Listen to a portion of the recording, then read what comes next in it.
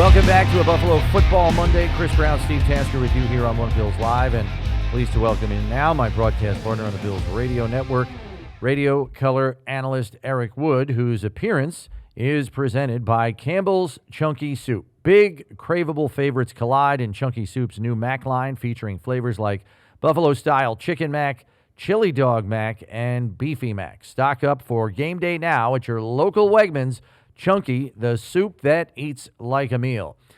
All right, Eric, we know the expectations going into this season were high, and fans, I think, were expecting the Bills to wipe the floor with the Saints.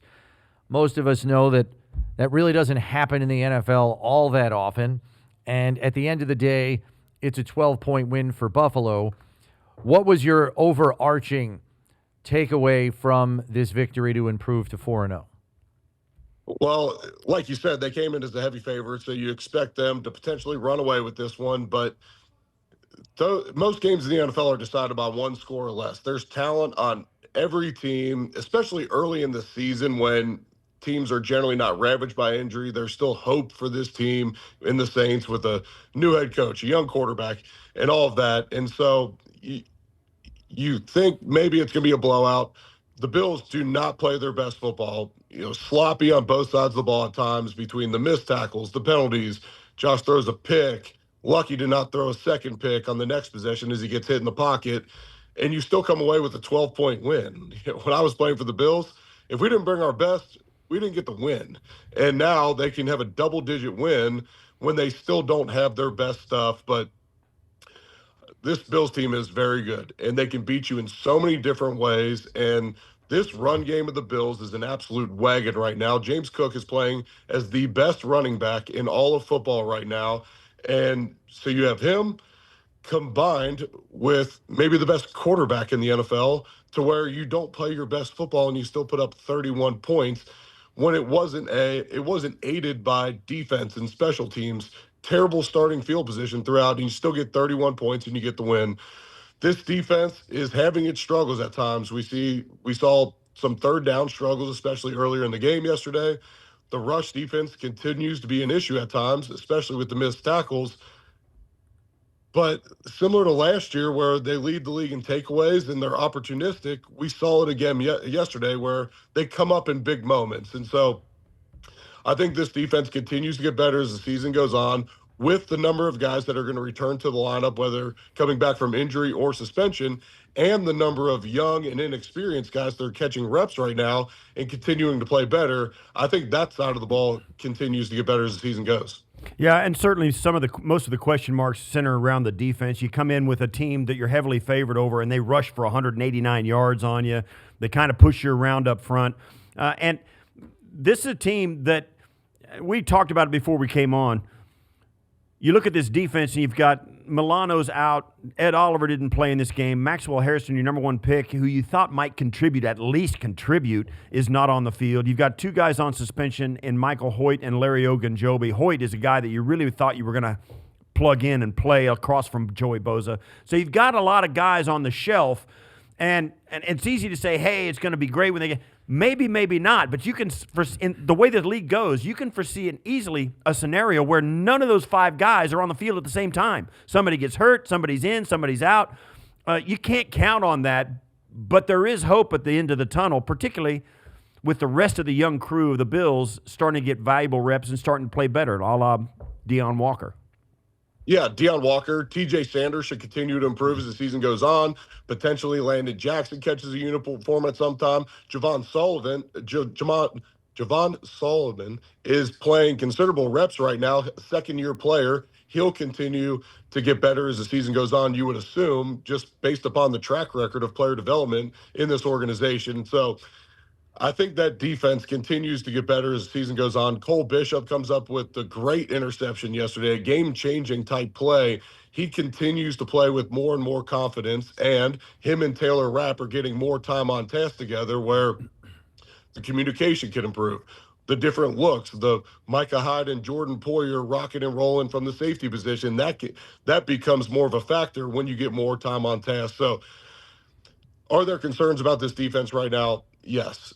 They're the worst rush defense in the entire NFL. That is an issue.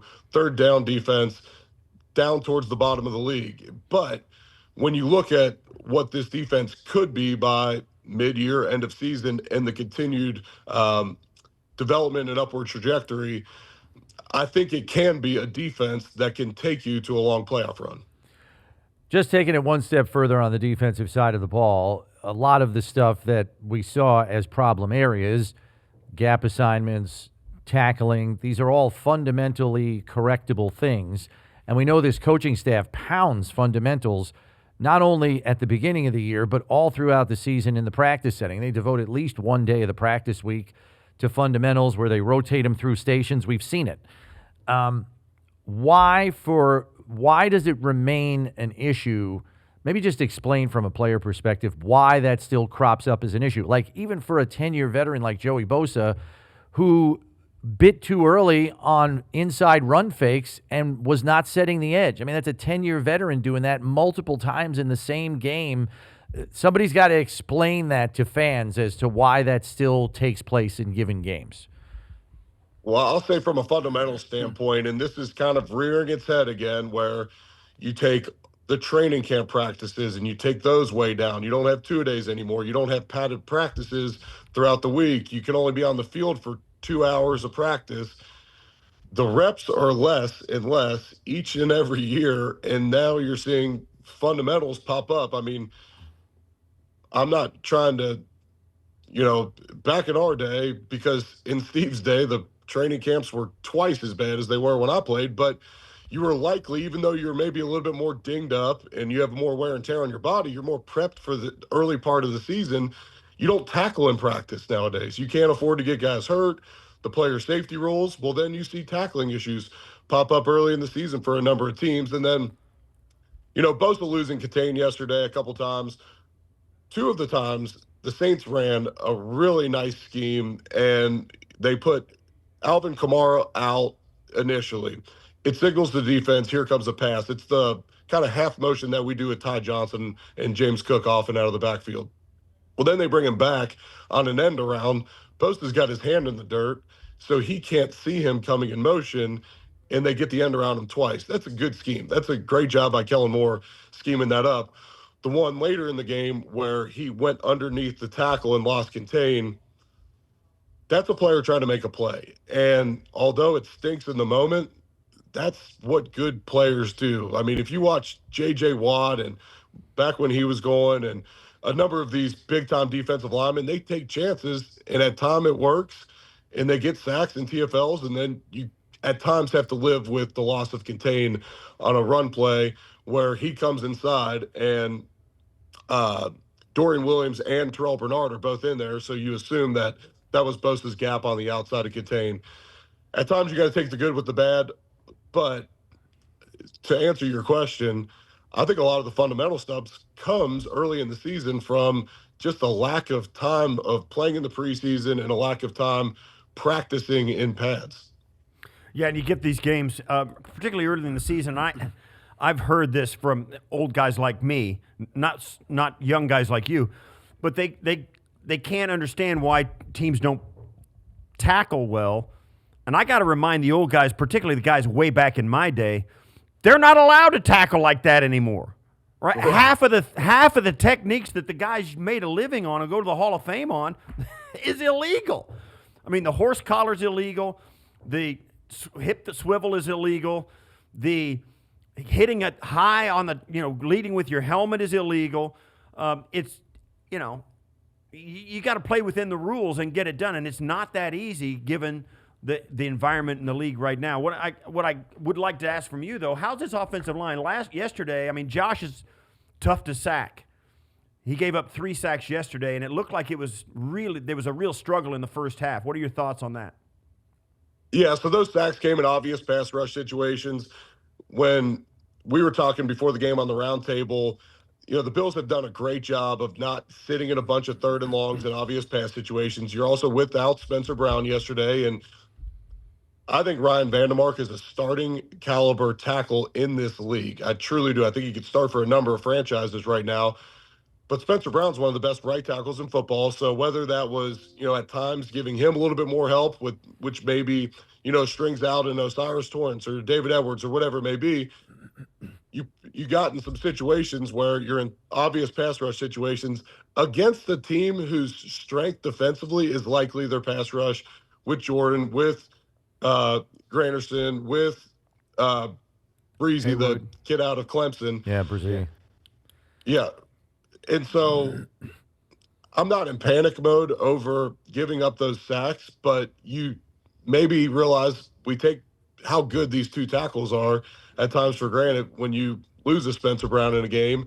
And then just like any team in the league, you put yourself in some third and longs and obvious pass situations, it becomes difficult on the guys up front. I don't care who you're playing. And so as a concern moving forward, I don't see this Bills offensive line and the pass protection being a concern, even if Vandermark has to play multiple weeks. You touched on it earlier, and I think it's something that may move further under the microscope with each passing week. But special teams, the field position battle was lost. Now, that's not all their fault. Sometimes, based on how successful the opposing offense is and how much they move it down the field says something about that. But in the first month of the season, we have seen this team change their punter. Yesterday, they benched their primary punt returner, and they almost have another compromise in the middle of their punt protection, and their punter gets, barrel rolled again and is almost injured in a major, major way. And we'll find out more from Coach McDermott later this afternoon on his status. But what do you make of special teams right now? Because I think a lot of us were under the impression that with a veteran special teams coach in Chris Tabor, a lot more of these things would be buttoned up. And maybe that's unfair to expect him in the first 3 or 4 weeks of the season, but it's clear even they see issues because they're making personnel changes here in the first 4 weeks of the season. Yeah, I'll say this. When you have a team that's, the betting favorite to win the Super Bowl like the Bills are, you'd hate to see special teams creep in and lose you some games, whether that be regular season, playoffs. What are they going to do at kicker when Tyler Bass is healthy enough? Do they stick with Prater? What's this punter situation going to be like? We were dangerously close to 2 blocked punts. Those both become penalties that extend drives, but you're not expecting those or wanting those types of plays to happen. You almost get the game-winning field goal against the Ravens blocked, which these blocks are becoming more and more popular on these field goals, but Yeah. You almost get that one blocked. Kyle Hamilton gets barely a fingertip on it. It needs to be buttoned up. It is what it is. We've seen special teams penalties this year that's either backed them up or, the hands to the face yesterday, which gives the Saints better field position. It just all needs to be buttoned up. Now, you give some grace in the fact that they have to go pick up Prater. They've made a punter switch. You got guys kind of adjusting to Tabor's system, and I expect it to be buttoned up. I mean, we have an excellent special teams coach. We have a head coach that shows so much attention to detail. I expect it to continue to improve as the season goes on, but it was interesting to me that Codrington was not out there for the returns yesterday, just based upon the fact that he's utilizing a roster spot to only be a returner, not to play cornerback, to be a returner. So if he's not going to be in uniform, it'll be interesting to see if he then sticks on the roster. Yeah, and it does seem to be a league-wide issue as you see special teams all over the league coming back to the forefront of guys making a play to win games. Philly did it again yesterday, block punt, touchdown. You see block field goals, block extra points all over the league, and the roughing the punters. It's really catching some teams who don't make roster decisions. You saw Codrington yesterday. I mean, Sean McDermott alluded to it. Listen, it's a roster thing. We want to see what it's like on our roster with different guys up for different things. You got to shore it up. I mean, you can't let your wing on the field goal team slack, and you can't have an undersized linebacker playing tackle on field goal defense because somebody's going to blow him over and get in. It's not just the Bills. It's league-wide, and I think slowly but surely over the years, it kind of evolved away from big roster decisions about your special teams and being committed to it. And now this new kickoff rule, and also with the field goal defense teams like they are, they have woken up to a problem in the rule where the rules have outpaced them in being able to keep up with their rosters. And Codrington, I think that yesterday says a lot about where coaching staffs are around the league and their roster on special. They're all looking at it differently because of these games and the way and the outcome that's being affected. Yeah, I think you're exactly right. And, I think there has been bright spots on our special teams at times. The consistency Prater's brought, besides the one Shanky had against the Dolphins, I think Sam Franklin is an excellent special teams player for the Bills, like an impact player. He draws that holding penalty on the kickoff yesterday, which has the Saints start their drive at the 10-yard line. I saw it as he goes down the field because my eyes are tracking him because he's an impact special teams player. So I'm with you. And with these new kickoff rules and everything else, it's a ever-evolving deal to where, Steve, you could probably speak into this more than me. Okay, well, why is field goal protection an issue nowadays? Well, I already mentioned the lack of padded blocking earlier, so you only have 2 hours to practice. How much time are you spending on that? Well, you also need so much attention to detail on your kickoff and kick return with these new rules. Maybe that's overlooked a little bit because you only have so many hours in a week to prepare. And I'm assuming there's just some lack of attention to detail, not necessarily the Bills, but league-wide, where you see 4 field goals blocked in 1 week last week. Yeah, and for teams that are trying to come in here and beat the Bills, who are unbeaten now in 14 consecutive home games, they're looking for any edge they can get, and maybe they don't see the edges on defense playing against that high-powered offense with Cook and Allen. Maybe they don't see a way to put enough points on the board offensively, even though this defense has some deficiencies. They're going to be combing through special teams with a fine-tooth comb to say, hey, maybe this is where we get an extra possession, and the Bills have better be minding their P's and Q's on that because they're going to get victimized. Yeah, it's going to be interesting to see how, if they don't want a guy to waste, if they don't want to give Codrington a spot on the roster because he's a good punt returner because they've got other issues, and I get it, injuries and you're thin someplace and you got to, it's crunch time. But man, oh man, if it's a philosophical decision to get a punt catcher back there like Shakir and take a guy out who may be a home run like Codrington because you need a heavier body up inside on your field goal defense, or you need a bigger body at playing tackle on punt coverage, or a faster guy, the ripple effects are really a problem with the roster at 47 guys on game day.